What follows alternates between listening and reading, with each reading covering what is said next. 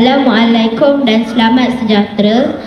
Kami akan menyampaikan sebuah sajak bertajuk Suara Tiga Bahasa, The Voice of Three Tongues, Sautul Lughatil Thalasi. Bahasa Melayu. Bahasa Melayu, bahasa bangsaku. Indah tutumu, lembut bahasamu. Bahasa jiwa, warisan berharga. Menyatu hati, membina bangsa. English, the bridge to the world we share. Words of wisdom flow in the air. Learning and speaking make us strong. In unity of voices we all belong. Al-lughatul arabiyyatu nurun wa bayan. Fi kitabillahi sirrun wa iman. Nata'allamuha bihubbin wa itqan. Litaskuna fi qulubinal azhan. Tiga bahasa, tiga cahaya.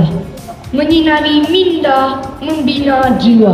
Bahasa Melayu, Inggeris dan Arab tersulam.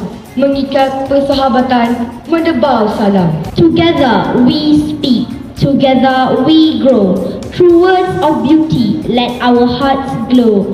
Bulan Bahasa, a time to see the power of language in you and me. Fi syahril lughati narfa'ul afwad, bihubbin wa salamin wa ibda'in nabat. Linahfazul lughati wa narfa'ar rayat. Fal lughatu jisrul mahabbati bainal umami wal hayat. Bahasa mendidik, bahasa menyatu. Bahasa melakar masa hadapan yang satu. Mari kita raikan bulan bahasa yang mulia dengan jiwa, cinta dan kata-kata yang bermakna. Sekian, terima kasih.